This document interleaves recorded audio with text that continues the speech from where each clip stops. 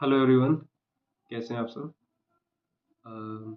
Last class में हम लोगों ने रिवाइज किया था कि हम लोग किस तरह से जीएसटी में मतलब हमारी पेपर एनालिसिस कैसा होता है, कि हमारा जो एग्ज़ाम आता है उसके अंदर कितने क्वेश्चंस हमारे जीएसटी या कस्टम से आते हैं और कितने हमारे एमसीक्यू जो हैं वो इनडायरेक्ट टैक्सेशन से आते हैं। ठीक है, तो अब हम लोग अपने आगे के क्लासेस के साथ चलते हैं। तो जैसा कि आप लोगों ने उस दिन भी बताया था, मतलब अपनी लास्ट वीडियो में भी बताया था, होप सो आपने देखा होगा, और नहीं देखा तो इससे पहले जाकर के आप वो वीडियो देख लीजिए। तो उसके अंदर पेपर एनालिसिस का मैंने सही से बताया हुआ है कि कितने क्वेश्चंस हमारे आईडीटी से आते हैं and how we should approach for the that. Okay. और अगर आप पहली बार देख रहे हैं तो क्लास इसको वीडियो को लाइक भी कर दें, सब्सक्राइब भी कर दें, और अपने जो अगर कोई नीडी फ्रेंड्स है तो उनके साथ शेयर भी कर सकते हैं। ठीक है, तो आज देखो हम लोग स्टार्ट करते हैं इंट्रोडक्शन टू जीएसटी के साथ, जो कि सबसे बेसिक क्लास है।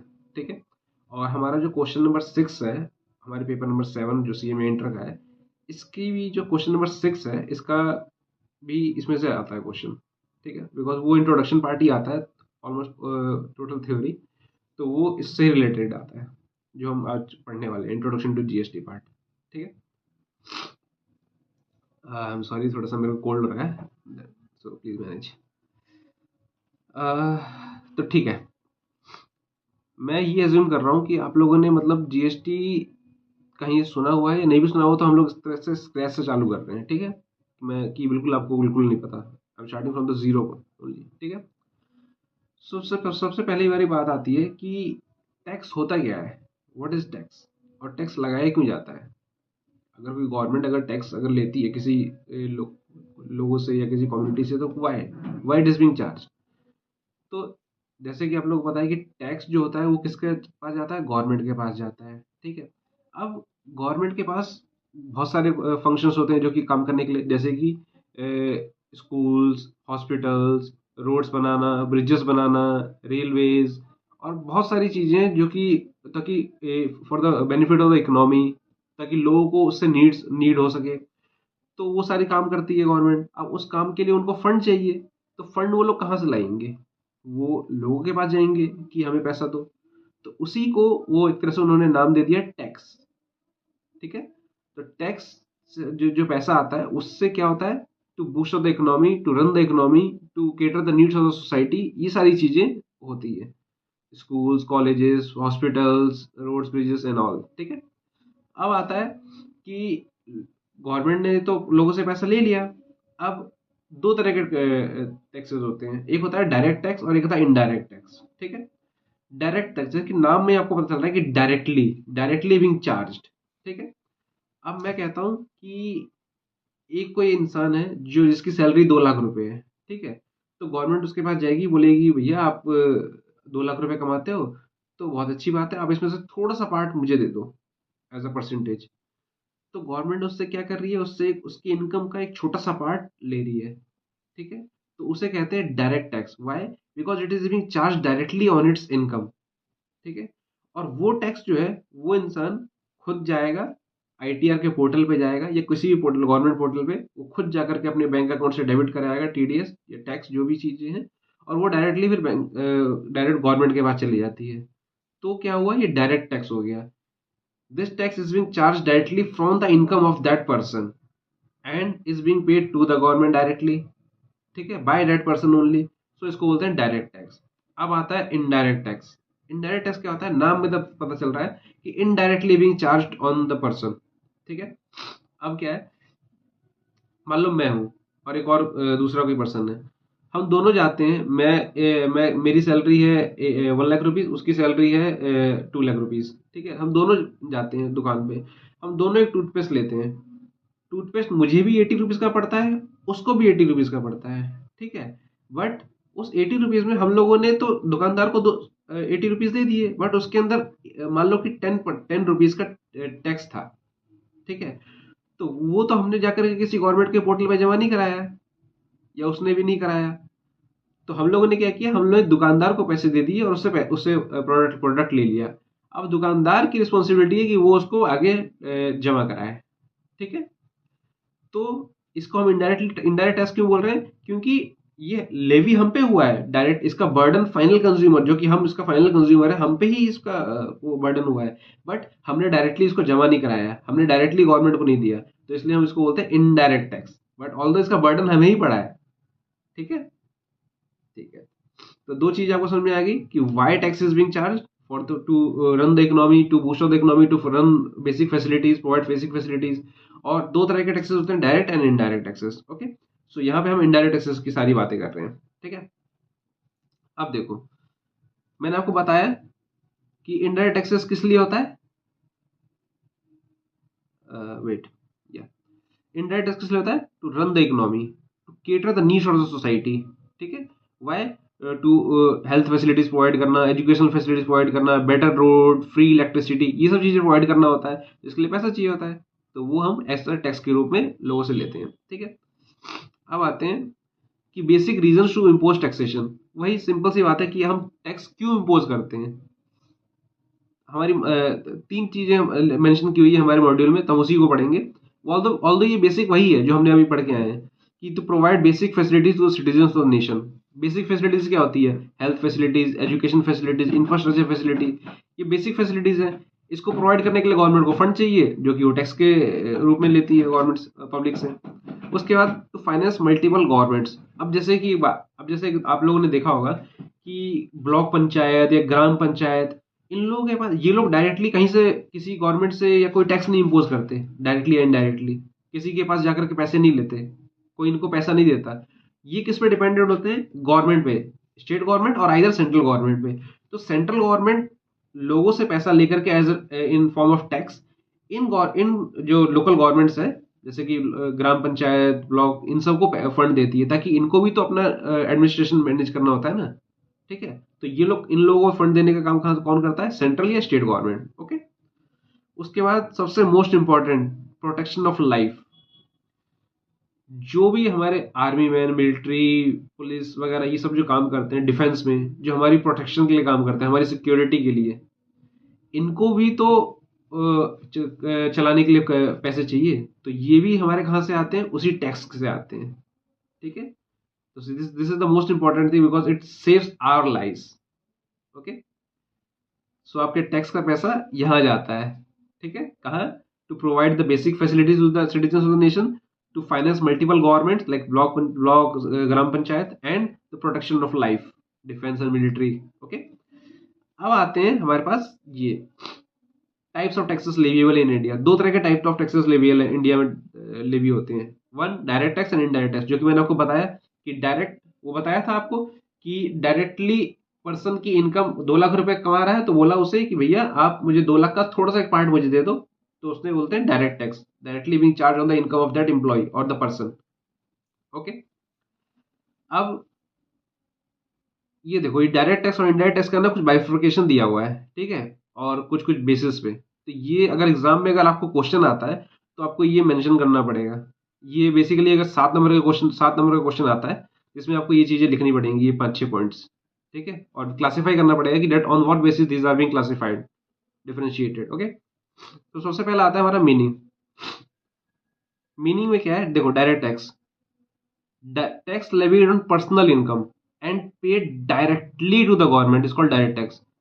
पर्सनल इनकम पे लेवी कर रहा है और डायरेक्टली वो पर्सन खुद पे करता है गवर्नमेंट को, इसलिए होता है ये डायरेक्ट टैक्स। ओके, अब इनडायरेक्ट टैक्सेस में देखो, tax levied on the final consumer of the goods sold. हम टूथपेस्ट लेके आए थे, तो टूथपेस्ट को मैं कंज्यूम कर रहा हूं, तो सबसे फाइनली मैं ही उसे बियर करूंगा उस टैक्स को।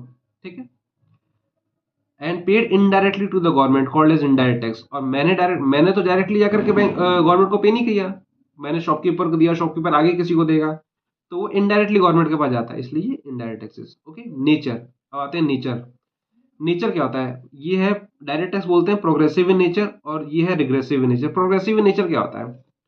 प्रोग्रेसिव होता है कि ना जो है प्रोग्रेस करना।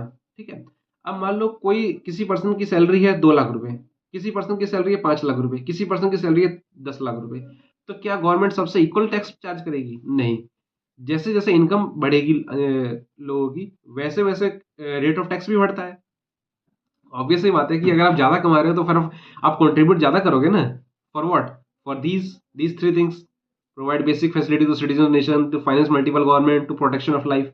आप चाहोगे ना कि अगर आप ज़्यादा कमा रहे हो, 10 लाख रुपीज़ कमा रहे हो पर मंथ, तो आप चाहोगे कि मैं उसमें से कुछ ज़्यादा गवर्नमेंट को दूँ। तो वही है, इसका बोलते हैं प्रोग्रेसिव नेचर।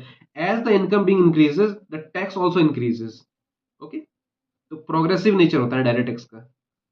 जैसे जैसे वो टैक्स बढ़ेगा, वैसे वैसे जैसे जैसे इनकम बढ़ेगी, वैसे वैसे टैक्स बढ़ेगा। ओके,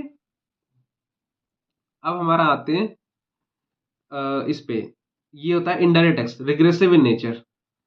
रिग्रेसिव इन नेचर क्या होता है? सेम, चाहे मैं 10 रुपए कमाता हूँ, चाहे 100 रुपए कमाता हूँ, चाहे मैं 1 लाख रुपए कमाता हूँ, मैं अगर टूथपेस्ट खरीदने जाऊंगा तो मुझे वो 80 रुपए का ही देगा, मुझे भी देगा। यहाँ तक कि अगर अंबानी खरीदने जाएगा उसको भी 80 रुपए का ही देगा। ठीक है, तो ये सब पे इक्वल रहता है। तो वही है, applied at uniform rate irrespective of income. Income से इसका कोई रेलेवेंस नहीं होता, यूनिफॉर्मली रेट अप्लाई होता है सब पे। ठीक है, उसके बाद है incidence and impact. Incidence and impact क्या होता है कि ये किस पे बियर करता है? डायरेक्ट टैक्स जो है वो किस पे बियर करता है? वो सेम पर्सन, टैक्स पेयर भी सेम होता है और टैक्स बियरर भी सेम होता है। जो बताया था मैंने, 2 लाख रुपए जिसकी सैलरी थी, अल्टीमेट बर्डन उसी पे पड़ रहा है, उसी की जेब से पैसा जा रहा है गवर्नमेंट को, और जमा भी उसे ही कराना पड़ रहा है। तो tax payer and tax bearer is the same person, जिसको हम एसएससी बोलते हैं डायरेक्ट टैक्स में। इसमें इनडायरेक्ट टैक्सेस में क्या है कि टैक्स पेयर जो होता है वो डिफरेंट होता है। हमने तो दुकानदार को पैसे दे दिए टूथपेस्ट के, अब वो जमा कराए या आगे जाके कोई और जमा कराए, तो tax payer can be different, but tax bearer is the final consumer. मैंने टूथ फाइनल कंज्यूमर कौन था टूथपेस्ट का? मैं। तो मैं ही उसका टैक्स बियरर मैं ही रहूंगा। ठीक है, अब उसके बाद आते हैं इवेजन पे। डायरेक्ट टैक्स में क्यों? क्योंकि उसमें इनकम पे टैक्स लगता है। ठीक है, तो ऐसा करना नहीं चाहिए, बट टैक्स इवेजन उसमें पॉसिबल है। मान लो कि आप 2 लाख रुपए कमा रहे हो, बट आप शो करो कि मैं 1.5 लाख रुपए कमा रहा हूँ, आप 1 लाख रुपए कमा रहा हूँ, तो उसके अंदर टैक्स चोरी आसान है, टैक्स छुपाना आसान है। बट इनडायरेक्ट टैक्सेस में tax evasion is hardly possible, because क्या है कि आप आप पे डिपेंड नहीं करता ना कि आप उस प्रोडक्ट को कितने में खरीदो। सामने वाला इंसान आपको जितने में बेच रहा है, वो तो आपको खरीदना पड़ेगा, और उसके अंदर आप टैक्स छुपा नहीं सकते, बिकॉज वो मल्टीपल स्टेजेस से होकर के आया है। तो इनडायरेक्ट टैक्सेस में टैक्स इवेजन मतलब ना के बराबर है, is not possible. Burden, burden क्या है? डायरेक्ट टैक्स में burden can not be shifted. अगर मैंने बोला कि 10% of the tax will be charge on the इस मिस्टर एज इनकम, तो एक ही इनकम पे 10% टैक्स लगेगा ही लगेगा। बट टैक्स बर्डन इस इनडायरेक्ट टैक्स में शिफ्ट हो सकता है। मान लो कि मेरे पे आया कि मैंने टूथपेस्ट खरीदा, मैंने 80 रुपए दिए, उसमें 10 रुपीज टैक्स का कॉम्पोनेंट था। अब मैं उसको यूज नहीं करना चाहता, तो मैं किसी आगे अपनी किसी और को बेचूंगा, तो मैं उससे 90 रुपए ले लूंगा। तो मैंने अपना टैक्स बुक जो बर्डन था मैंने किसी और पे शिफ्ट कर दिया, because I am not the ultimate consumer of that product. Okay, तो tax burden indirect taxes में पॉसिबल है, बट इसके अंदर पॉसिबल नहीं है डायरेक्ट टैक्स में। ठीक है, अब उसके बाद आता है इवेंट। इवेंट क्या होगा? इवेंट मीन्स क्या होता है कि किस वक्त वो टैक्स अराइज होगा। ठीक है, तो डायरेक्ट टैक्स में क्या होता है? एज इनकम इज अर्न, जैसे ही आपने इनकम कमाई वैसे ही आपको टैक्स देना है। और इनडायरेक्ट टैक्स में क्या है कि जैसे ही सप्लाई हुआ गुड्स एंड सर्विसेज का, वैसे आपका टैक्सेबल इवेंट अराइज हो जाता है। ठीक है, जैसे ही मैंने आपसे सामान खरीदा वैसे ही मेरे को टैक्स देना है। ठीक है, तो as and when supply is goods and services made taxable event arises, ये आपको आगे वाले चैप्टर में भी मिलेगा। ठीक है, अब आते हैं हम अपने फीचर्स ऑफ इनडायरेक्ट टैक्सेशन में, कि इनडायरेक्ट टैक्सेशन के फीचर्स क्या होते हैं। ये आपका क्वेश्चन आता है कि define what is indirect taxation and define its feature. तो इनडायरेक्ट टैक्सेशन क्या होता है? इनडायरेक्ट टैक्सेशन में आप ये डेफिनेशन लिखोगे कि tax levied on the final consumer the goods and paid indirectly to the government is called an indirect taxation. ठीक है, और उसके बाद ये फीचर्स लिखोगे। फीचर्स कुछ नहीं है, ये जो आपने ऊपर जो ये जो क्लासिफिकेशन पढ़े हैं ना, इसी को आपको फीचर्स में लिख देना है। देखो कैसे। इनडायरेक्ट टैक्सेशन कभी भी इनकम पे लगता नहीं है, हमेशा किस पे लगता है? गुड्स कमोडिटीज एंड सर्विसेज पे। तो फर्स्ट पॉइंट कि tax on commodities and services. Second, shifting of burden is possible. Indirect taxes में आप बर्डन शिफ्ट कर सकते हो। मैंने एक टूथपेस्ट खरीदा, मैंने किसी और को आगे टूथपेस्ट सेल आउट कर दिया, तो मैं अपना बर्डन शिफ्ट कर पा रहा हूँ। तो shifting of burden is possible in indirect taxation. No direct pinch, इसमें क्या होता है? डायरेक्टली आपसे आपसे पैसा नहीं लिया जाता, इनडायरेक्टली लिया जाता है। ठीक है, तो ये आपका एक पॉइंट हो गया। अब आता है इन्फ्लेशन। इन्फ्लेशन को प्रमोट कैसे होता है? अब आपने गुड्स और सर्विसेज, गुड्स वगैरह खरीदी, उस पर टैक्स लगा, ठीक है, तो टैक्स लगा तो वो चीजें महंगी हो गई, तो वो इन्फ्लेशन को बूस्ट अप करता है। उसके बाद wider tax base, wider tax base क्या है? जैसे डायरेक्ट टैक्स में आप देखोगे कि सिर्फ आपकी पर्सनल इनकम पे आप टैक्स ले सकते हो, लेकिन यहाँ पे बहुत सारी प्रोडक्ट्स हैं, टूथपेस्ट है, कार है, शैम्पू है, टेबल है, चेयर है, बहुत सारी चीजें हैं, तो हमारे पास एक तरह से बेस जो है जिसपे हम चार्ज कर सकते हैं टैक्स, वो बहुत सारी चीजें हैं, तो इसलिए बोला जाता है वाइडर टैक्स बेस, ठीक है। उसके बाद होता है सोशल वेलफेयर। सोशल वेलफेयर क्या है हमारे मॉडल के पॉइंट ऑफ व्यू से? कि जो जैसे हार्मफुल प्रोडक्ट्स हैं, जैसे आपने देखा होगा कि कुछ टोबैको हो गया या सिगरेट्स हो गया, इस पे जो हमारे जो टैक्स रेट जो है वो ज़्यादा हायर होते हैं, वाई? सो दैट इसको प्रमोट ज़्यादा ना करें हम, सोसाइटी के वेलफेयर के लिए भी हम थोड़ा सोचें, ठीक है। उसके बाद last point regressive in nature, आपको बताया कि ये प्रोग्रेसिव नहीं होता, रिग्रेसिव होता है। यूनिफॉर्म रेट होता है, सब पे एक जैसा चार्ज किया जाएगा, तो रिग्रेसिव इन नेचर। तो ये 5-6 पॉइंट्स आपको फीचर्स ऑफ इंडायरेक्ट टैक्सेशन में लिखने होंगे, ठीक है। उसके बाद हम आते हैं नीड फॉर जीएसटी। अब नीड फॉर जीएसटी क्या है? कि हमें जीएसटी की जरूरत क्यों पड़ी, या फिर deficiency in value added system. Value added taxation system जो है पुराना सिस्टम था जब पहले अप्लाई होता था, तो हमें पुराने से नए में या नए जीएसटी की हमें जरूरत क्यों पड़ी? कुछ तो पुराने में कुछ खामियां रही होंगी, तभी हम नए पे आए हैं। अब मेरी कार अगर कुछ खराब हो चुकी, तभी मैं न्यू कार पे शिफ्ट हुआ होगा, कुछ ना कुछ तो प्रॉब्लम ही रही होगी, तो क्या है ऐसी चीजें। तो ये 5-6 पॉइंट्स हैं, हम देखते हैं। सबसे पहला क्या है कि double taxation of certain transactional both goods and services. सबसे पहले आपको पता होना चाहिए कि जीएसटी जो होता है वो one nation one tax. One nation one tax मतलब पूरे नेशन में, पूरे इंडिया में एक टैक्स रहेगा, एक रेट रहेगा, ठीक है। ये बात समझ गए आप? तो double taxation of certain transactional goods and services, पहले क्या होता था कि प्रॉपर क्लासिफिकेशन नहीं था कि हम किसको गुड्स माने, किसको सर्विसेज माने, ठीक है। तो होता क्या था कि सेम प्रोडक्ट को मैं गुड्स पे भी टैक्स कर देता था और उसको सर्विसेज समझ के भी मैं टैक्स कर देता था। क्यों? क्योंकि एक यूनिफॉर्मिटी नहीं थी। मैंने बताया था ना कि एक एक सेंट्रल यूनिट नहीं था, एक सेंट्रल काउंसिल नहीं बनी हुई थी जो कि रेगुलेट करे, ठीक है। स्टेट का अलग लॉ था, सेंट्रल का अलग लॉ था, तो हम आइडेंटिफाई बहुत मुश्किल से कर पाते थे कि एक ये गुड्स है कि सर्विसेज है। तो कभी कभी क्या होता था कि हम सेम प्रोडक्ट को हम गुड्स पे भी टैक्स चार्ज कर देते थे और उसको सर्विसेज में भी चार्ज कर देते थे, ठीक है। ये सबसे बड़ी डिमेरिट थी। उसके बाद क्या था? No credit of taxes was there, central has CENVAT and state has their own state VAT. मैंने इससे बताया कि सेंट्रल का अलग लॉ था और स्टेट का अलग लॉ था, और दोनों एक दूसरे के साथ कॉन्फ्लिक्ट करते थे, ठीक है। स्टेट में मैंने टैक्स पे किया, फिर उसी प्रोडक्ट्स को मैं कहीं और बेचने गया तो मैंने सनवेट भी पे किया सेंट्रल गवर्नमेंट को। अब मुझे क्या होता था कि मुझे जो मैंने स्टेट को वैट टैक्स पे किया उसका मुझे क्रेडिट नहीं मिलता था, मुझे टैक्स ऑन टैक्स हो जाता था, जिसको आपने सुना होगा कैस्केडिंग इफेक्ट, कि tax on tax is being charge on certain goods. मान लो मैंने 100 रुपए का एक प्रोडक्ट खरीदा, उस पर मैंने किसी एक स्टेट में 10 रुपए टैक्स दिया, तो 110 रुपए की मेरी कॉस्ट हो गई। अब मैं उसको आगे बेचने जाऊंगा तो मुझे 110 पे टैक्स देना पड़ जाता था। तो टैक्स ऑन टैक्स इसी को बोलते हैं कि जो 10 रुपीज का जो आपने 100 का था, इसमें 10 रुपए आपने टैक्स दिया तो 110 हुए, अभी 10 रुपए भी आपको टैक्स देना पड़ रहा है, तो टैक्स ऑन टैक्स हो जाता था और इसका इनपुट भी नहीं मिलता था, ठीक है। तीसरी चीज क्या है? Multiple taxes. पहले क्या थे? मल्टी बहुत सारे टैक्सेस थे, luxury tax, entertainment tax, professional tax, entry tax. तो इतने सारे टैक्सेस में ना इंसान भी कंफ्यूज हो जाता था कि ये हो क्या रहा है, ठीक है। इसलिए क्या किया? One nation one tax. अब जीएसटी है, अब आपको कुछ वरी करने की जरूरत नहीं है, सारे टैक्सेस को सब्ज्यूम कर दिया गया, सबको एक में मर्ज कर दिया गया, बाल्टी में डाल दिया गया और बोला कि भैया एक टैक्स रहेगा, one nation one tax, that is GST, okay. Each state has separate VAT law divided in the nation.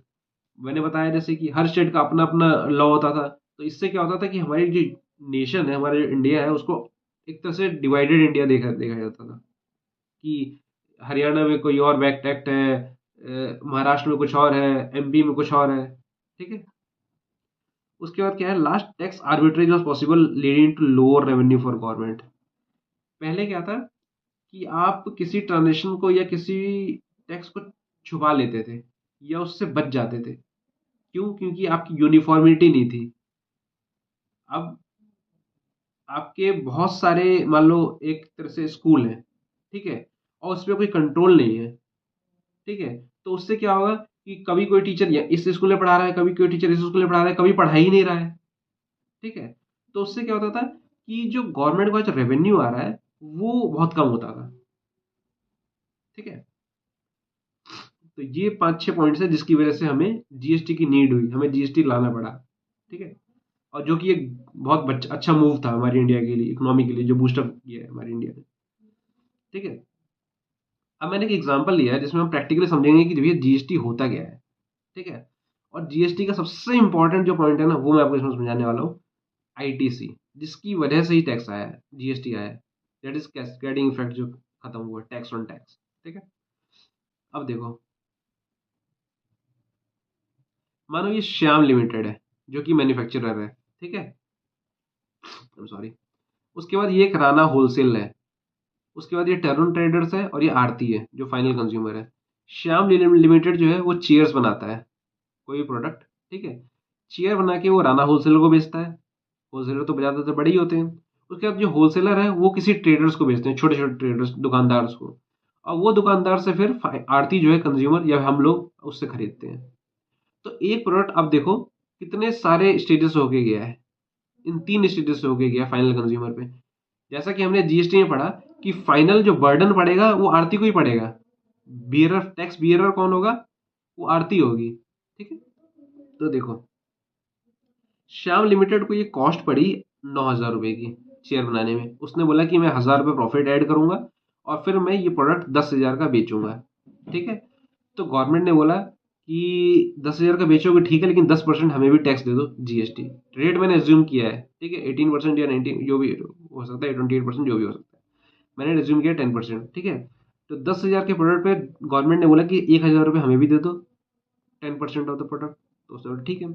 तो उसने बोला कि ठीक है, मैं आगे जो प्रोडक्ट बेचूंगा वो 11,000 का बेचूंगा। तो फाइनल राना राना को कितने का पड़ेगा ये प्रोडक्ट? 11,000 का पड़ेगा। ठीक है। तो 11,000 रुपये राना ने श्याम ट्रेड लिमिटेड को दिए। इसमें से श्याम ने 10,000 अपने पास रख लिए और 1,000 रुपये गवर्नमेंट को जमा करा दिए। ठीक है। यहाँ तक बात समझ में आएगी। उसके बाद राना को प्रोडक्ट कितने का पड़ा? 11,000 का। तो 11,000 में फिर उसने अपना प्रॉफिट जोड़ा 1,000 रुपये। उसने बोला कि अब मैं प्रोडक्ट 12,000 का बेचूंगा। तो फिर गवर्नमेंट ने बोला कि ठीक है भैया, आप 12,000 का बेचो, मुझे 10% टैक्स दे दो। तो उसने बोला ठीक है, 1,200 रुपये टैक्स लगा करके उसका प्रोडक्ट फाइनल हो गया 13,200 का, जो कि इसने तरुण ट्रेडर्स को बेच दिया। अब तरुण ट्रेडर्स ने उसे 13,200 रुपये दिए। ठीक है। जिसमें से उसने बोला कि 1,200 रुपये जो है वो गवर्नमेंट के पास जाएंगे। ये मेरी लाइन को दोबारा रिपीट कर रहा हूँ मैं। उसने बोला 1,200 रुपये गवर्नमेंट के पास जाएंगे क्योंकि मैंने गवर्नमेंट के नाम के टैक्स लिया है। उसमें से मैं 1,000 रुपये तो गवर्नमेंट को पहले ही दे चुका हूँ जब मैंने श्याम से माल खरीदा था। तो मैंने तरुण से 1,200 रुपये लिए फॉर गवर्नमेंट, और मैं पहले जब मैंने श्याम से यही माल खरीद के लाया था तो मैंने 1,000 रुपये गवर्नमेंट को दे दिए थे गवर्नमेंट के नाम पे। तो अल्टीमेटली मैं गवर्नमेंट को 200 रुपये ही दूंगा। इसी को बोलते हैं आईटीसी, इनपुट टैक्स क्रेडिट। ठीक है। पहले क्या होता था कि पहले टैक्स ऑन टैक्स लगता था, लेकिन अब क्या है कि जो मैं टैक्स दे चुका हूं पहले उसका मुझे क्रेडिट मिल रहा है। आपने 1,000 रुपये दिए थे ना टैक्स के नाम पे, इस जो 11,000 रुपये आपने दिए थे इसमें 1,000 रुपये टैक्स के नाम पे दिए थे। तो इसका आपको यहाँ पे इनपुट मिल गया, जो आपने अपनी फाइनल टैक्स लाइबिलिटी जो थी, मतलब आउटपुट टैक्स लाइबिलिटी, उसमें से आपने एडजस्ट किया और फाइनल टैक्स आपका निकला 200 का। ठीक है। फिर आगे ये गया, तो 13,200 का तरुण ट्रेडर्स को पड़ा प्रोडक्ट। उसने फिर 1,000 रुपये अपना प्रॉफिट जोड़ा। तो उसने बोला कि मैं 14,200 का बेचूंगा।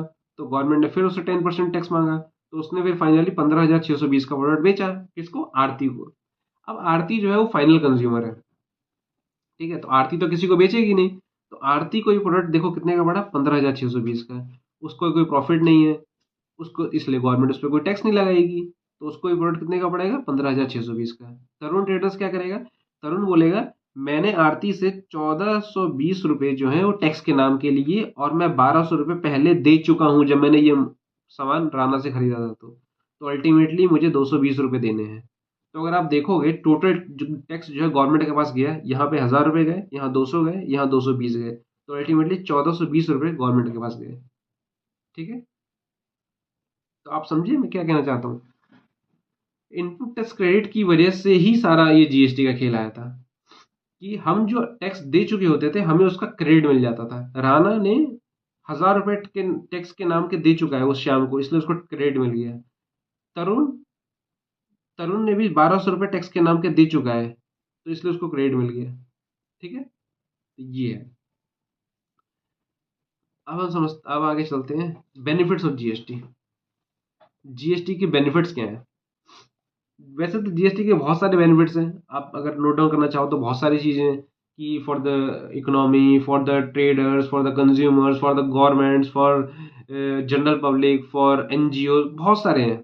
ठीक है, बट हमारे मॉड्यूल में क्या है कि 3 क्लासिफिकेशन दी हुई है। क्या?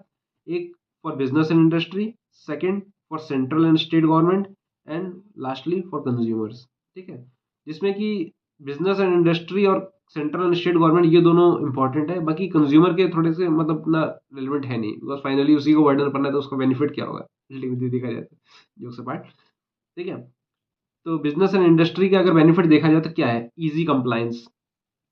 इजी कंप्लाइंस हो गया। पहले क्या था कि मल्टीपल टैक्सेस से तो मल्टीपल रिटर्न्स जाते थे, वैट की रिटर्न, सीएसटी की रिटर्न, एक्साइज की रिटर्न। अब क्या है कि वन नेशन वन टैक्स है, तो फिर एक ही पोर्टल है, तो टैक्स रिटर्न आपकी आसान से भरी जाती है, टैक्स पेमेंट आपकी एक ही पोर्टल पे आराम से हो जाती है, रजिस्ट्रेशन आपका आसानी से हो जाता है। तो जो जितने भी कंप्लाइंस प्रोसीजर्स जो हैं जो कॉर्पोरेट्स या कंपनीज को करने पड़ते थे, वो अब बहुत लिमिटेड हो गए हैं और बहुत ईजी हो चुके हैं। तो इसलिए ये एक बेनिफिट है, ताकि उनको भी अब मान लो आपको आप एक फॉर्म खोलते हो तो उसमें आपको जीएसटी रजिस्ट्रेशन लेना है, आपको रिटर्न्स भरने हैं, आपको इसके एरिया का रेंट देना है, ये सारी चीज़ें मतलब बहुत सारे कॉम्प्लिकेशंस होते हैं। अगर मैं आपको उसको बोलूँ कि आपको कुछ नहीं करना, आपको जाना है वहाँ पे और सिर्फ अपना प्रोडक्ट बेचना है, तो आपके लिए अच्छा है ना। तो इसलिए कंप्लाइंसेस जो थे गवर्नमेंट के उसने बिल्कुल ख़त्म कर दिया, तो आपका बहुत ईजी हो गया। उसके बाद फिर क्या है? Uniformity of tax rate and structure.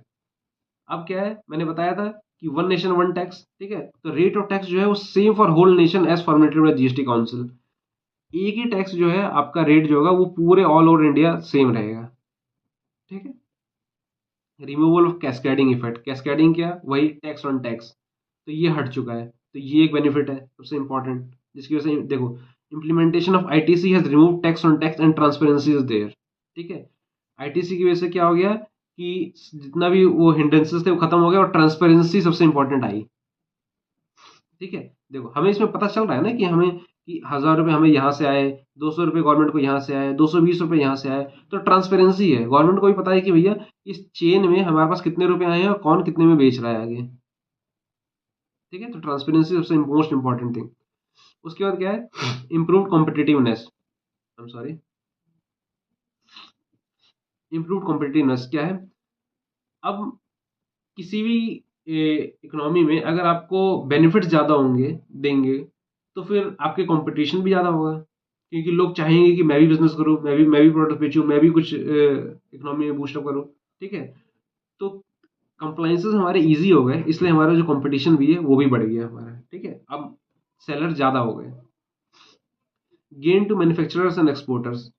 पहले क्या था कि मतलब बिफोर जीएसटी हमें एक्साइज, वैट, सनवैट ये सारी चीज़ें देनी होती थी, तो चाहता नहीं था कोई भी प्रोड्यूसर या फिर कोई मैन्युफैक्चरर या फिर कोई भी एक्सपोर्टर कि हम प्रोडक्ट्स हम डील करें, बहुत मतलब बहुत डिफिकल्ट होता था। बट अब क्या है कि वन नेशन वन जीएसटी की वजह से क्या है कि ये सारी चीज़ें खत्म हो चुकी हैं, तो उनके जो कॉस्ट ऑफ प्रोडक्शन है और जो वो है वो भी बहुत कम हो गया है, तो इस वजह से उनको भी एक बेनिफिट मिलता है, जिसकी वजह से हमारी इकोनॉमी बूस्टअप होती है। ठीक है, अब आते हैं हमारे गवर्नमेंट के लिए तो कुछ फायदे होंगे। गवर्नमेंट जब गवर्नमेंट जीएसटी लाई है तो उनको भी तो कुछ फायदा होगा, तभी वो लोग जीएसटी लाए हैं। सही बात है। तो उसके लिए सबसे पहले इंपॉर्टेंट क्या है कि simple and easy to administer. अब क्या है कि submitting subsuming of various taxes to one GST leads to easy administration. Excise, VAT, CENVAT और न जाने multiple taxes like luxury tax, ये सारी चीज़ों को एडमिनिस्ट्रेशन करना भी एक बहुत डिफिकल्ट टास्क होता था। मल्टीपल डिपार्टमेंट्स होते थे, कोई एक्साइज देख रहा है, कोई सनवेट देख रहा है। बट अब क्या है कि एक ही टैक्स है, जीएसटी। ठीक है, तो डिपार्टमेंट्स भी कम हो गए, उनको एडमिनिस्ट्रेशन करना भी आसान हो गया, उनको ओवर मतलब चेक करना, उनको उनका प्रॉपर इम्प्लीमेंटेशन ये भी आसान हो गया है। तो इसलिए हमारा एक सेंट्रल या स्टेट गवर्नमेंट के लिए सबसे इम्पोर्टेंट ये है। ठीक है। उसके बाद better control and leakage. Better control leakage क्या है? जैसे कि मैंने आपको ऊपर देखो आपको बताया था कि आईटीसी जो है उसकी वजह से क्या हो रहा है कि सब कुछ चेन है, जितने जितने भी लोग हैं, श्याम राणा, तरुण ट्रेडर्स, आरती। आरती तो चलो कंज्यूमर है, ये तीनों जो जितने भी चेन में हैं, सारे हमें पता चल रहे हैं कि इन्होंने प्रोडक्ट कहाँ बेचा है, किसको बेचा है, कितने में बेचा है। तो ये चीजें पहले बड़ी मुश्किल होती थी पता करना। लेकिन अब क्या है कि इससे बहुत बड़ा अच्छा कंट्रोल हो गया है कि अब कोई छुपा नहीं सकता अपने प्रोडक्ट्स को कि हमने कितने में बेचा, क्योंकि अगर आप छुपाओगे तो आपको आईटी से नहीं मिलेगा। ठीक है। उसके बाद थर्ड क्या है? Higher revenue. एक स्कूल को मैनेज करने में मान लो कि 10 लोग लगते थे। अब मान लो कि मैं अगर उसको स्कूल को चलाने में मेरे को 3 लोग लग रहे हैं, तो अल्टीमेटली मेरी कॉस्ट रिड्यूस हुई है, तो इसका मतलब ऑटोमेटिकली मेरा इनकम बढ़ेगा। तो सेम चीज यहाँ पे है। जीएसटी आने की वजह से क्या है कि एडमिन कॉस्ट जो है वो डिक्रीज हो गई, तो अल्टीमेटली रेवेन्यू हमारा इंक्रीज हो गया। ठीक है। और अल्टीमेटली लास्ट क्या है कि boost to make in India initiative. Make in India initiative जो है वो हमेशा से प्रमोट किया जा रहा था, तो वो उसको बूस्टर मिला है। कंज्यूमर्स के लिए क्या फायदा है? Single and transparent tax proportional to the value of goods and services. ठीक है। Single and transparent tax, one nation one tax, one rate, and one मतलब जीएसटी सीएसटी वैट वगैरह कुछ नहीं, वन जीएसटी सिर्फ लगेगा जो कि ट्रांसपेरेंट है। तो कंज्यूमर को भी पता चलता है कि इस प्रोडक्ट्स में, अब आपने देखा होगा कभी आप कुछ प्रोडक्ट खरीदने जाते हो तो उसमें आपको लिखा रहता है कि जीएसटी एट द रेट 5% या जीएसटी एट द रेट 12%। तो कंज्यूमर को भी पता है कि इस पे जो मैं प्रोडक्ट्स खरीद रहा हूँ इस पे मुझे कितना टैक्स दे रहा हूँ मैं और क्या दे रहा हूँ मैं। तो ट्रांसपेरेंसी है ना, तो ये इनको सबसे बड़ा फायदा है। और फिर relief in overall tax burden. जो आपको जो क्योंकि मल्टीपल टैक्सेस से होकर के आता था प्रोडक्ट, तो ऐसे ही महंगा हो जाता था। तो इससे क्या है कि आपका जो टैक्स बर्डन है जो है वो थोड़ा कम हो रहा है, क्योंकि एक ही टैक्स देना पड़ रहा है आपको। उसके बाद कुछ साइलेंट फीचर्स ऑफ जीएसटी है, जिसकी जो मतलब बहुत पॉपुलर है, जो कि आप मतलब कॉमनली भी आप देखोगे तो दिख जाएगा आपको। जैसे कि फर्स्ट है destination based tax. Destination based tax मतलब क्या होता है कि जो टैक्स जो होगा वो सबसे किस पे चार्ज होगा? सबसे जो लास्ट जो यूजर है। ठीक है। जैसे कि हमारे एग्जांपल में मैंने देखा था कि जो आरती थी इस पे टैक्स चार्ज होगा, मतलब बियरर कौन होगी? आरती। ठीक है। तो डेस्टिनेशन बेस्ड टैक्स इसको हम लोग एक एग्जांपल से ही पढ़ेंगे, जैसे कि मैं आपको बताता हूँ।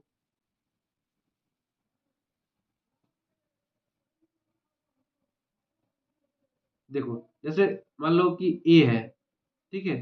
ए स्टेट ए है, स्टेट बी है और स्टेट सी है।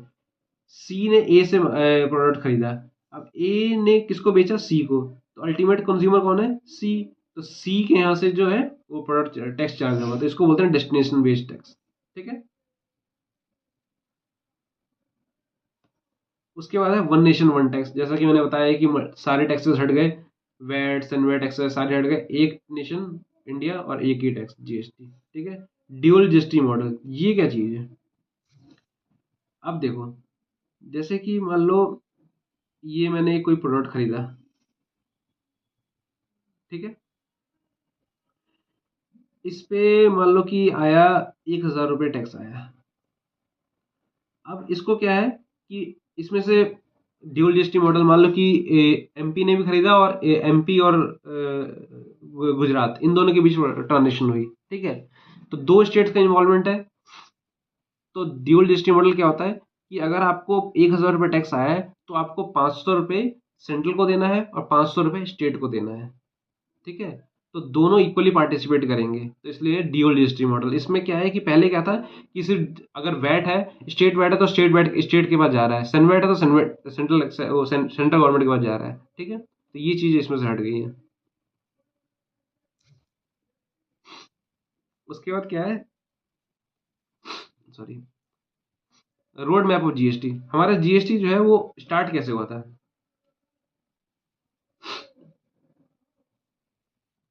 देखो, सबसे पहले 2000 में जो है हमारा जो उस टाइम के जो प्रेसिडेंट प्राइम मिनिस्टर थे, उन्होंने जीएसटी को एक मतलब इंट्रोड्यूस किया था कि हम लाएंगे। और उस टाइम एक कमेटी फॉर्म हुई थी, विजय केलकर कमेटी, जिन्होंने ये रिकमेंडेशन दी थी। ठीक है। उसके बाद 2006 में हमारे जो मतलब जीएसटी उस टाइम जो फाइनेंस मिनिस्टर थे उन्होंने कहा था कि 1 अप्रैल 2010 से हमारा जीएसटी आएगा, but due to some reasons वो डिले होता चला गया। उसके बाद 2014 में हमारा जो 122 अमेंडमेंट बिल था वो इंट्रोड्यूस हुआ लोकसभा में, ठीक है। उसके बाद सितंबर 2016 में बिल जो है हमारा पास हुआ। तो अल्टीमेटली हमारा जो जीएसटी जो है वो कब लॉन्च हुआ, 1 जुलाई 2017 को, दोनों लोकसभा और राज्यसभा से असेंट मिलने के बाद और प्रेसिडेंट की असेंट मिलने के बाद, ठीक है। लेकिन 1 जुलाई 2017 को क्या हुआ कि जम्मू कश्मीर में उस टाइम वो एप्लीकेबल, मतलब उनका जो स्टेट वैट था, स्टेट एसजीएसटी जो था वो बना नहीं था, एक्ट पास नहीं हुआ था। तो 8 जुलाई 2017 को वो पास हुआ और उस दिन से ऑल ओवर इंडिया हमारा जीएसटी अप्लाई हो गया, ठीक है। तो आपको डेट क्या याद रखनी है, 8 जुलाई 2017, ठीक है। और विजय केतकर कमेटी ने रिकमेंड दिए थी। उसके बाद आते हैं, हाँ जी। तो जैसे कि देखा होगा आपने कि एडमिनिस्ट्रेशन और टैक्स लॉस क्या होता है, ठीक है। तो हमारे पास दो बॉडीज है, गवर्नमेंट बॉडीज, एक होता है सीबीडीटी और एक है सीबीआईसी। सीबीडीटी जो है central board of direct taxes, ये क्या करती है, डायरेक्ट टैक्सेस को मतलब हैंडल करती है। और सीबीआईसी क्या होती है, central board of indirect taxes and customs, जो कि इनडायरेक्ट टैक्स जैसे जीएसटी या फिर जो भी चीज़ें हैं कस्टम्स वगैरह, ये वाली बॉडी हैंडल करती है। तो आपको बस नेम याद रखने हैं, इसमें आज आपको डीप डाउन कुछ करने की जरूरत नहीं है, ठीक है। और ये बोथ द बॉडीज जो होती है वो किसके अंदर रेगुलेटर होती है, मिनिस्ट्री ऑफ फाइनेंस, ठीक है। उसके बाद आता है हमारा constitutional provision related to GST. ये थोड़ा सा इंपॉर्टेंट है, बट आप इसको मतलब याद करने के पर्पज से नहीं, एक तरह से इसको समझने की पर्पज से करना, ठीक है। देखो, to bring implementation of GST in India, the 122nd amendment bill 2014 was presented in Lok Sabha 19/12/2014, ठीक है। जीएसटी को लाने के लिए सबसे पहले क्या हुआ था कि ये जो बिल जो है 122 अमेंडमेंट बिल ये पास हुआ था, ये लाया गया था लोकसभा के अंदर, कब, 19 दिसंबर 2014 को, ठीक है। The constituted amended bill was passed in both the houses, Lok Sabha and the Rajya Sabha. ये जो बिल जो था वो लोकसभा में भी और राज्यसभा दोनों में पास हो गया था, ठीक है। और finally receive the assent from the president of India on 8 September 2016। कोई भी बिल पास होने के लिए सबसे पहले राज्यसभा लोकसभा दोनों में पास होने के बाद वो प्रेसिडेंट के एसेंट के लिए जाता है, उसके बाद ही वो एक्ट या फिर कोई बिल पास होता है, ठीक है। तो प्रेसिडेंट ने एसेंट दे दिया, उसके बाद ये 8 सितंबर 2016 को पास हो गया, ठीक है। उसके बाद ये बना वही 101 अमेंडमेंट एक्ट 2016, ठीक है। उसके बाद कॉन्स्टिट्यूशन ऑफ इंडिया में कुछ आर्टिकल्स हैं जो कि हमें इसके अंदर ध्यान रखने हैं। वैसे तो बहुत सारे आर्टिकल्स हैं, बट हमारे टैक्सेस से रिलेटेड कुछ आर्टिकल है जो कि हमें मतलब समझ पता होनी चाहिए कि क्या है क्या नहीं है। तो सबसे पहले आर्टिकल 265, ये क्या कहता है, no tax shall be levied और collected except under authority of law. कोई भी टैक्स लेवी नहीं कर सकते, कलेक्ट नहीं कर सकते अनलेस एंड अनटिल वो किसी अथॉरिटी ने उसको प्रिस्क्राइब किया हो, ठीक है। उसके बाद आर्टिकल 245 क्या कहता है, कहता है laws can be made by parliament for any और whole part of India while state can make laws for their state. पूरे ऑल ओवर इंडिया के लिए अगर कोई लॉ पास करना है तो वो पार्लियामेंट में पास होगा, मतलब एज पार्लियामेंट को यहाँ पे एक तरह से समझना आप सेंट्रल गवर्नमेंट, ठीक है। और अगर कोई स्टेट के लिए अगर आपको लॉ पास करना है तो वो स्टेट गवर्नमेंट पास करेगी, ठीक है। उसके बाद आर्टिकल 246 में क्या कहते हैं कि allocation of state and union is define, कि यूनियन क्या है और स्टेट क्या है वो आर्टिकल 246 में डिफाइन किया गया है। उसके बाद कुछ 3 लिस्ट दी गई है जिसके अंदर कुछ आइटम्स डिफाइन किए गए हैं कि ये आइटम्स इसके अंदर फॉलो करेंगे, ठीक है। तो लिस्ट 1 जो है आपको ये बस ये याद रखना है, लिस्ट 1 जो है यूनियन लिस्ट है, लिस्ट 2 जो है वो स्टेट लिस्ट है, और लिस्ट 3 जो है वो कंकरेंट लिस्ट है। Concurrent list means both central and state government mix, ठीक है। तो यूनियन लिस्ट में क्या है कि सेंट्रल गवर्नमेंट का है, नाम से ही पता चल रहा है कि यूनियन लिस्ट जो है सेंट्रल गवर्नमेंट से रिलेट करती है। तो सेंट्रल गवर्नमेंट किसके अंदर इसमें पावर है कि वो कोई भी लॉ या कुछ भी अमेंड कर सकती है इस चीज से रिलेटेड। जैसे कि entry number 82 income tax, income tax आपको पता है कि इसी स्टेट गवर्नमेंट का ऐसा नहीं होता, वो सेंट्रल गवर्नमेंट का होता है, यूनियन गवर्नमेंट का होता है। तो income tax, entry 83 customs, entry 84 tobacco, और भी बहुत सारे हैं। स्टेट लिस्ट के अंदर क्या आता है कि state has power of legislative on matter covered in this list, ठीक है। स्टेट का पावर है, जैसे कि state VAT, agriculture income, personal professional tax, ये सारी पे स्टेट गवर्नमेंट का पावर है। उसका कंकरेंट लिस्ट, इसमें क्या है, कुछ जो आइटम्स दिए गए हैं इसके अंदर both central and state government has legislative power to control the and amend the tax law, ठीक है। उसके बाद आते हैं आर्टिकल 246 ए पे। ये क्या कहता है कि legislature of every state has power to make law with respect to goods and services imported by union और बाय सच स्टेट, ठीक है। कि legislation every state has power to make law with respect to goods and service imported union territory. मतलब कि हर state के पास power है कि वो अपने स्टेट में जो कि प्रोडक्ट्स है उसके ऊपर वो लॉ अप्लाई कर सकता है। वाइल अगर इंटरस्टेट मूवमेंट है, मतलब कि गुजरात से अगर मध्य प्रदेश गुड्स जा रहे हैं, ठीक है, तो उसमें क्या है कि एक स्टेट से दूसरे स्टेट का मूवमेंट है, तो उसमें फिर सेंट्रल गवर्नमेंट को आना पड़ेगा। तो उसके अंदर सेंट्रल गवर्नमेंट की अथॉरिटी है कि वो लॉ पास कर सकती है, ठीक है। उसके बाद कुछ एक डेफिनेशन है हमारी गुड्स एंड सर्विसेज की, ये क्या है देख लो कि goods and services means any supply of goods और सर्विसेज और both except alcoholic liquor for human consumption. Alcoholic liquor for human consumption जो है इसको हमारे जीएसटी की प्रीव्यू से बाहर किया हुआ है, ठीक है। इस पे जीएसटी नहीं लगेगा, इस पे स्टेट की जो है वो अपना अप्लाई करेंगे। लेकिन ये जो 5 प्रोडक्ट्स दिए गए ना, ये आर्टिकल 279A5 में, इन 5 इसको आप याद रखो कि ऑयल, ठीक है। इस पे क्या है कि ये जीएसटी की डेफिनेशन में इंक्लूडेड है, बट इस पे क्या है कि अभी तक गवर्नमेंट ने ना ये डिफाइन नहीं किया कि हम कब से इस पे टैक्स लगाएंगे, ठीक है। इस पे लगा सकते हैं बट अभी डिफाइन नहीं किया गया है। वो कौन कौन से हैं? Petroleum crude, high speed diesel, motor spirit, natural gas और एयर टर्बाइन फ्यूल। ये 5 वही तेल वाले हैं। इनको याद रखो कि ये ऐसे प्रोडक्ट हैं जिसपे अभी तक डिफाइन नहीं गया है कि कब से टैक्स लगेगा जीएसटी के अंदर, ऑल्दो ये जीएसटी के अंदर कवर्ड है, ठीक है। उसके बाद ये आपका आ गया 279A, कॉन्स्टिट्यूशनल जीएसटी काउंसिल। हम जो अभी तक अब ऊपर देख रहे थे कि काउंसिल के पास राइट्स है कि वो चीज़ों को अमेंड कर सकता है, काउंसिल के पहले परमिशन लेनी पड़ेगी, काउंसिल हमें सजेस्ट करेगा। तो काउंसिल है कौन सा? ये आर्टिकल 279A में बताया गया है कि काउंसिल है क्या है। विद इन 60 डेज के अंदर ना, जब हमारा जो ये एक्ट पास हुआ था 101 amendment act 2016, with in 60 days president ने एक असेंट पास करी थी और हमारा जीएसटी काउंसिल फॉर्म हो गया था। अब आपको पता है कोई भी अगर जीएसटी काउंसिल है तो उसमें स्टेट का भी बंदा होगा, सेंट्रल गवर्नमेंट का भी बंदा होगा। क्योंकि अगर मान लो स्टेट का ही है तो फिर सेंट्रल वो तो अपना ही चलाएंगे, या सेंट्रल का है तो स्टेट को कोई वैल्यू नहीं देंगे। तो इसलिए दोनों की मेजोरिटी होनी चाहिए उसके अंदर। तो ये क्या है, joint form of central and state है, ठीक है। इसके अंदर मेंबर्स कौन कौन होते हैं? सबसे पहला चेयरपर्सन जो होता है वो union finance minister Nirmala Sitharaman ji. उसके बाद क्या है, union finance minister state incharge of finance, जो कि यूनियन फाइनेंस मिनिस्टर हैं, जो कि हर स्टेट के जो इंचार्ज है वो होते हैं मेंबर। उसके बाद हर स्टेट के अपने जो टैक्सेशन या फाइनेंस मिनिस्टर जो है वो भी इसके अंदर नॉमिनेटेड, जो कि स्टेट गवर्नमेंट नॉमिनेट करता है, वो मेंबर्स बनते हैं, ठीक है। और यही मेंबर्स अपने आप में से किसी एक को वाइस प्रेसिडेंट बनाएंगे, ओके। ये जो जीएसटी काउंसिल है ये रिकमेंड क्या करती है कि कौन कौन से टैक्सेस हमारे हटेंगे, मतलब subsume means sorry, subsume means जैसे कि आपको मैंने बताया कि excise tax, state VAT, CENVAT, ये सारी मिल करके जीएसटी बनी।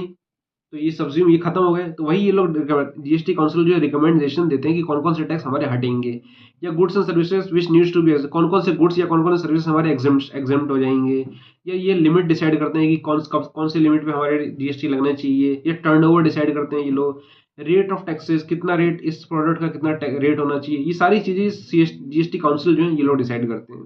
इनके थ्रू होते हुए ही ये आगे आती है, और ये फिर कोई और रिकमेंडेशन जो है ये लोग प्रमोट करेंगे कि ये होना चाहिए तो वो वैसा होगा, ठीक है। उसके बाद हमारा आता है GSTN, goods and services network. ये क्या होता है? अब जीएसटी तो हमारा बन गया, इसको चलाने के लिए इसको, जिसमें कि हमारा सारे रिटर्न्स भर सके, सारे टैक्स पेमेंट हो सके, सारे कोई रजिस्ट्रेशन करना चाहे वो हो सके, कोई देखना चाहता है कि मेरा कितना टैक्स बन रहा है वो देख सके, तो इसके लिए एक पोर्टल बनाया गया है जिसको बोलते हैं goods and service tax network. IT infrastructure which acts as common portal for all users and government to functions and maintain monitor GST, ठीक है।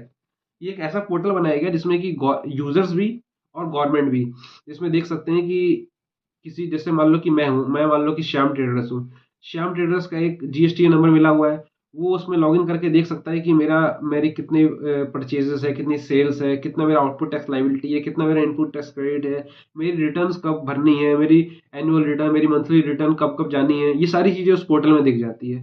तो इसलिए एक यूनिफाइड कॉमन पोर्टल बनाया गया है। ये इसलिए बोला जाता है कि हर स्टेट का अलग अलग नहीं है, ये पूरे नेशन का एक ही है। अगर कोई एमपी में बैठा हुआ है, या कोई बिहार में बैठा हुआ है, या कोई महाराष्ट्र में बैठा हुआ है, सबको सबका पोर्टल उसी में लॉगिन करना है, www.gstdo.in। ठीक है, इसी में आपको सारी चीज़ें दिख जाएंगी। अब इससे सबसे बड़ा फायदा क्या है कि मान लो कि जैसे कि एमपी में कोई इंसान है, वो अगर कोई ट्रेडिंग करता है, ठीक है, तो वो अपनी रिटर्न फाइल करेगा। अब अगर कोई तेलंगाना में कोई ऑफिसर है, वो भी देख सकता है कि लॉगिन करके कि वो उसने किसको सेल आउट किया है, कितने में सेल आउट किया है, उसका आउटपुट टैक्स लायबिलिटी उसने रिटर्न सही से भरी है कि नहीं भरी है, उसने अपने रजिस्ट्रेशन किससे कौन से शिपमेंट लिए, सही लिए कि नहीं लिए, वो सारी चीजें वेरीफाई कर सकता है। ठीक है, website manage by GST network protection, ये ठीक है। इसके फीचर्स क्या है, सबसे बड़ी फीचर्स, फैसिलिटेट रजिस्ट्रेशन, रजिस्ट्रेशन को फैसिलिटेट करता है, helps in filing return, return filing में सबसे बड़ी इसकी वो रोल है। टैक्स पेमेंट, आप इस पे जाकर के अपनी टैक्स की पेमेंट कर सकते हो। Various MIS reports to government provide करता है कि एक बल्क रिपोर्ट की इस महीने मान लो कि मेरे को मुझे कि मान लो कि यूपी गवर्नमेंट को देखना है कि इस महीने उनके एरिया में कितनी सेल्स हुई है, तो वो वहाँ पे अपनी रिपोर्ट्स जा करके फिश आउट कर सकते हैं। ये भी प्रोवाइड फैसिलिटीज है इसके अंदर। फिर matching of ITC with output tax, आप अपना लॉगिन करके देख सकते हो कि आपके पास आईटीसी, आपके पास इनपुट टैक्स कितना बचा हुआ है और आपको आउटपुट टैक्स कितना देना है, ये सारी चीजें भी आप देख सकते हो। Acts as front end for public and both and back end for government. Front end पे पब्लिक के लिए काम करता है, बैक एंड पे गवर्नमेंट के लिए काम करता है। फ्रंट एंड पे पब्लिक मीन्स कि आपको रिटर्न भरना है, टैक्स पेमेंट करना, रजिस्ट्रेशन करना, ये सारी चीजें फ्रंट एंड पे हुई पब्लिक के लिए। और बैक एंड पे क्या कि उनसे उनको जैसे मान लो कि ये फ्रंट एंड है, ये बैक एंड है। मान लो कि किसी पर्सन ने रजिस्ट्रेशन किया, अप्लाई किया, तो फ्रंट एंड पे अप्लाई किया, उसके बाद बैक एंड पे गवर्नमेंट इसको अप्रूव करेगी, कि उसको स्क्रूटनी करेगी, उसको देखेगी सारी डॉक्यूमेंटेशन की ठीक है कि नहीं है, उसके बाद इसको अप्रूव करेगी। तो बैक एंड पे गवर्नमेंट काम करती है, फ्रंट एंड पे यूजर्स के लिए होता है। ठीक है, उसके बाद ये कंपनसेशन सेस है, ये मान के चलो कि ये खत्म ही हो रहा है। बिकॉज ये क्या था एक्चुअली, था कि ये कंपनसेशन सेस कि जिस टाइम गवर्नमेंट जीएसटी इंट्रोड्यूस किया था, उस टाइम क्या था कि बहुत सारे स्टेट्स जो थे ना, वो इसके फेवर में नहीं थे, क्योंकि उनको लगता था कि हमारा जो रेवेन्यू है ना, वो लॉस हो रहा है। और एक्चुअली में होता भी था, बहुत सारे रीजन भी थे कि ये कि जीएसटी आ जाएगा तो हमारा जो रेवेन्यू है वो अब घट जाएगा। तो इसलिए गवर्नमेंट, सेंट्रल गवर्नमेंट ने बोला कि हम आपको कंपनसेशन सेस प्रोवाइड करेंगे, जो कि 5 सालों के लिए होगा। जब जब आप अपने स्टेट में, अगर मान लो कि यूपी है, यूपी गवर्नमेंट अपना स्टेट एसजीएसटी एक्ट पास किया, तो उसके 5 सालों तक हम आपको कंपनसेशन सेस प्रोवाइड करेंगे। ठीक है, तो इनिशियली ये पास हुआ था, उसके बाद ये 30 जून 2022 तक के लिए था, बट अब इसको क्या किया गया है, पास ये 31/3/2026 तक एक्सटेंड कर दिया गया है, क्योंकि अब खत्म होने ही वाला है। बेसिकली क्या है कि सिर्फ आपको यह रखना है कि स्टेट गवर्नमेंट को उनके लॉसेस को रिकवर करने के लिए, उनको लगता था कि हमारे लॉस हुआ है, इसलिए उसको उनको सेंट्रल गवर्नमेंट एक वो देती थी, सेस देती थी, कंपनसेशन सेस देती थी, जो कि 5 साल के लिए इम्प्लीमेंट हुआ था। ठीक है, उसके बाद आता है हमारा कि taxes to be subsumed in GST. कौन कौन से टैक्स ऐसे हैं जो हमारे जीएसटी के आने के बाद खत्म हो गए हैं। ऑब्वियस सी बात है कि हमारा वन नेशन वन टैक्स है, तो अल्टीमेटली बहुत सारे जो टैक्सेस जो स्टेट गवर्नमेंट या सेंट्रल गवर्नमेंट जो लगाती थी, वो सारे खत्म हो चुके हैं, और अब वो एक ही टैक्स है, जीएसटी। तो हम देखते हैं कि हमारा अर्ट क्या था। पहले क्या था कि both central government and state government were levying tax on same product different in name, such as VAT, CST. ठीक है, hence GST is implemented as one nation one tax. कौन कौन से टैक्स खत्म हो चुके हैं, या मर्ज हो चुके हैं, या मिल चुके हैं इसके अंदर वजह से। सेंट्रल के क्या थे, central excise duty, additional duty of excise, excise duty under medical and toiletries, उसके बाद surcharge and tax, service tax, जो कि ये सबसे मोस्ट इंपॉर्टेंट था। ये सारे अब खत्म हो चुके हैं। स्टेट के कहते हैं state VAT, purchase tax, entertainment tax, luxury tax, entry tax, taxes on lottery, ये सारे भी खत्म हो गए। ठीक है, तो पहले आप देखो कि पहले आपको कितने सारे टैक्सेस देने पड़ते थे, सेंट्रल को अलग, स्टेट को अलग। बट अब क्या है कि जीएसटी के आने में से आपको सिर्फ एक ही टैक्स देना है, तो आप देखोगे कि यूनिफॉर्मिटी ऑफ टैक्सेस हो चुका है।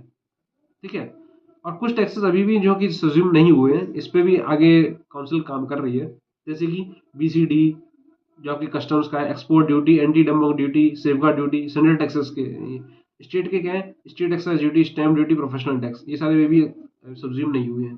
ठीक है, तो आपने देखा कि ये था इंट्रोडक्शन पार्ट। तो बेसिकली आपका जो क्वेश्चन आएगा, क्वेश्चन नंबर 6, वो बेसिकली इंट्रोडक्शन में से ही आएगा। तो इंट्रोडक्शन में इतना ही आपको पढ़ना था, और इतना ही आपको पढ़ना है, इतने पे पढ़ करके आप आराम से मतलब क्वेश्चन के आंसर कवर अप कर लोगे। ठीक है, और ये आपको नोट्स अगर चाहिए होंगे तो आपको मुझे मैसेज कर देना, मैं आपको अपना टेलीग्राम चैनल का लिंक डाल दूंगा, उसमें से आप डाउनलोड कर लेना।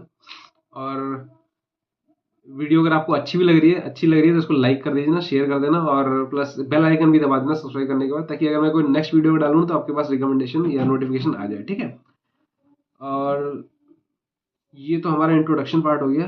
तो बेसिकली हमारा एक तरह से देखा जाए तो 14 मार्क्स का जो क्वेश्चन नंबर 6 है वो कवर अप हो चुका है। अब मैं नेक्स्ट वीडियो में क्या कर रहा हूँ, नेक्स्ट वीडियो में हम क्वेश्चंस के साथ आएंगे, जितने भी पास्ट ईयर में या MQP या P2P जितने भी हैं क्वेश्चंस आए हैं हमारे, सारे मैं कवर अप करूंगा नेक्स्ट वीडियो में, जिसमें कि हमारे सारे कवर हो जाएंगे कि किस तरह के क्वेश्चंस हमारे हैं। बेसिकली इसी में से आते हैं, आएंगे सारे। आपको बस ये अगर आप याद रख लोगे, ये जितने भी नोट्स हैं 12-13 पेजेस के, तो आपके वो 14 नंबर के क्वेश्चन जो है वो कवर अप हो जाएंगे। फिर भी मैं नेक्स्ट वीडियो में आऊंगा, इसमें मैं सारे क्वेश्चन की लिस्ट आप बना करके और उसके MCQs भी लेकर के आ जाऊंगा, ताकि आपका ये पूरा जो मॉड्यूल 4 है GST का वो कवर अप हो जाए, ठीक है।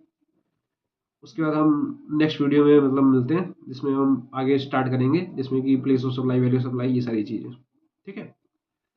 तो आज के लिए बस इतना ही। Thank you. और वीडियो अच्छी लगे तो इसको लाइक कर देना, और इसको चैनल को सब्सक्राइब भी कर लेना, ठीक है। Okay, bye.